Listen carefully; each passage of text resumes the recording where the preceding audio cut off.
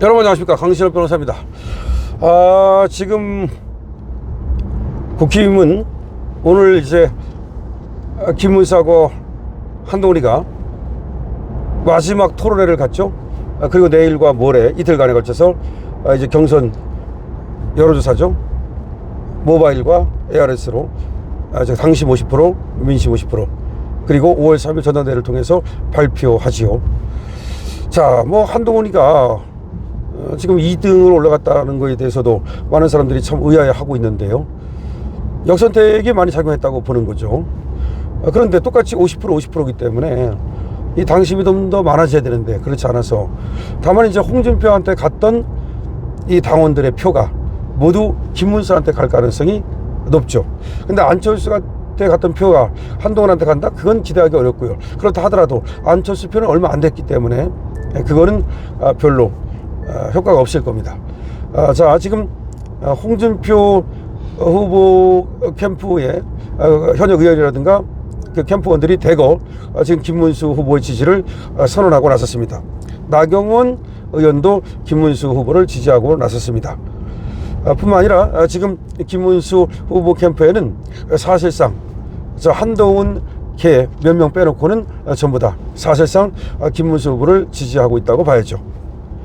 자, 그렇게 되면 일단 당심에서는 압도적으로 김문수가 우위를 점할 것으로 보이는데요.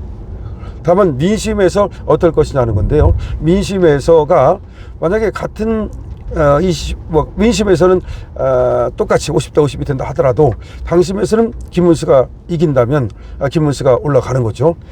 이제 두 사람이기 때문에 거기서 이긴 사람이 최종 후보가 되는 거니까요. 따라서 김문수 후보가 되는 거에 대해서는 많은 사람들이 별로 걱정을 하지 않고 있습니다. 그러나 끝까지 방심하지 말아야 됩니다. 나 하나쯤 안 해도 되겠지. 그거는 안 됩니다. 지금 오히려 지금 또 이 당에서도 말이죠, 은근히 또 한동훈을 지지하는 세력이 있는 것으로 보여지고요. 또 유튜브들도 한동훈에게 줄선 유튜브도 상당히 있습니다. 이 보수 유튜브들 중에서도 말이죠. 그래서 그쪽을 지지하는 당원들도 상당수 있다고 봐야 됩니다. 그렇기 때문에 만만한 그런 어떤 경쟁은 아니다.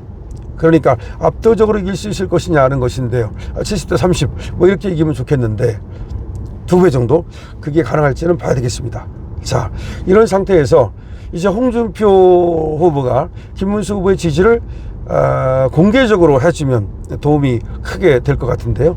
홍준표 후보는 지금 마음이 상해서 그런지 정계를 은퇴하겠다라고 당일날 발표하고, 그 다음에 오늘 탈당을 하겠다는 시사를 했는데 아직까지는 탈당했다는 말은 없습니다. 김문수 후보는 말이죠, 그야말로 장문의 절절한 편지를 써서 홍준표 후보의 지금 정계 은퇴와 탈당을 지금 만류하고 있습니다. 그런가 하면 나경원 의원도 홍준표 후보에 대한 탈당과 그리고 정계 은퇴를 지금 만류하고 있습니다.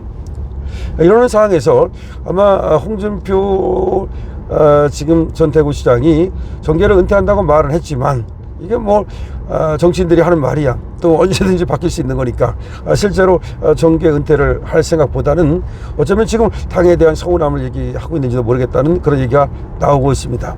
그래서 사실은 말이죠, 지금 김문수 후보에 대한 지지를 선언해 주면 좋은데 한동훈 쪽에서는 오세훈에게 벌써 손을 내밀었다, 전화를 했다는 말이 있지만 오세훈은 지금 제2코가 석자기 때문에 그런 형편이 안 됩니다.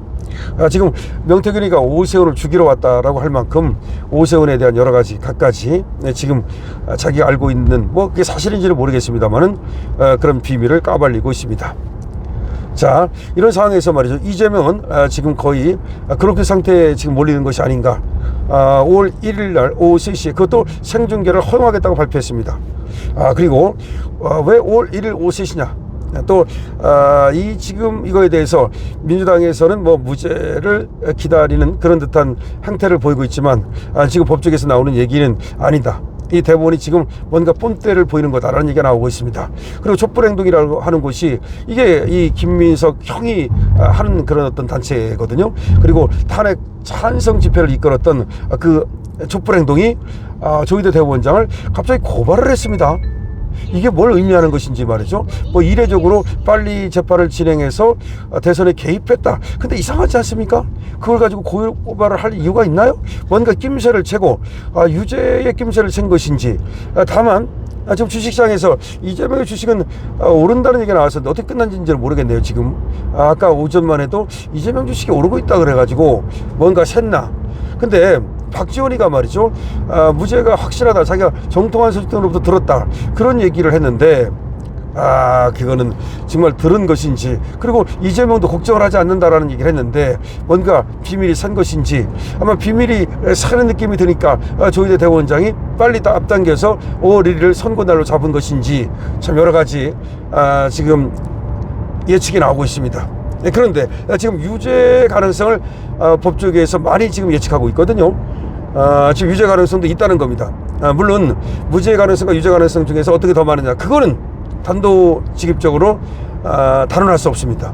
왜냐하면 1심의 유죄 판결은 그 논리가 또 완벽했던 데 비해서 2심에서는 말이죠, 1심을 깨려고 엄청 노력을 했는데요. 그래서 과연 증거 판단이라든가 사실 판단을 이거 어떻게 했는지, 물론 이제 고등법원에서 했던 사실 인정에 대해서는 그 자체를 직접 판단할 수는 없고요. 증거 판단이라든지 판단 유탈이라든지 이런 방법을 통해서 2심이 잘못됐다는 것을 깰 수는 있는데요. 지금은 일단은 말이죠, 5대5로 봐야 됩니다. 5대5로 봐야 되는데, 정치적 영향력을 모두 제거할 경우에 어떻게 될 것이냐. 만약에 정치적 영향력까지 고려한다면 무죄가 나올 가능성이 더 높다고 봐야 됩니다. 그런데 지금 조희대 대법원장의 뜻은 정치적 어떤 그 영향력을 끼치는 자체를 차단하기 위해서, 다시 말해서 이 재판과 정치관의 관계를 가능한 차단하기 위해서 지금 선고를 서두른 걸로 보거든요. 더군다나 의원회관에다가 인편 송달까지 하면서 엄청난 의지를 보였고 역사적 판결을 내리겠다는 그런 뜻이 분명하다고 보거든요. 따라서 조희대의 역사적 판결, 조희대의 결단, 이렇게 본다면 더군다나 이게 지금 대법원의 생중계를 허용했다는 건 말이죠, 좀 그래도 시간을 뭐 할 게 있다는 얘기거든요. 1분 만에 끝나는 거 갖다가 생중계를 하지는 않을 거란 말이에요. 그래서 이 상고 기각하면 사실은 이 할 얘기가 별로 없거든요.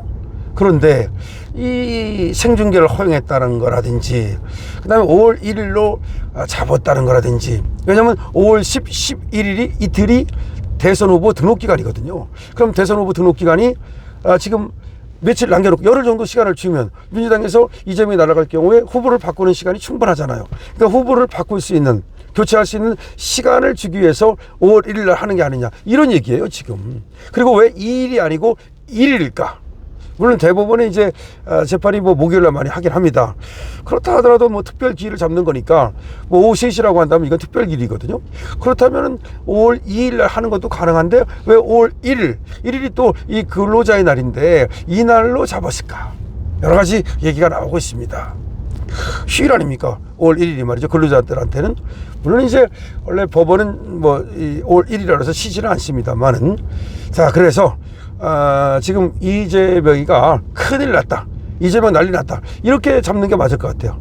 그러니까 썸네일 제목을 잡으면 이재명 난리 났다, 이재명 지금 절벽에 그야말로 대롱대롱 매달렸다. 지금 이재명이가 5번의 위기를 넘겼다고 그래요.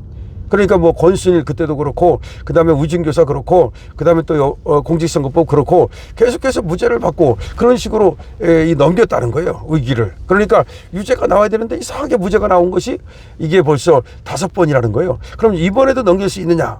이거는 좀 봐야 되겠다, 이런 얘기입니다. 이번에도 넘길 수 있느냐? 이거는 아니다라는 얘기가 지금 나오고 있는 겁니다. 그래서 이재명의 지금 운명이 이제 둠스데이.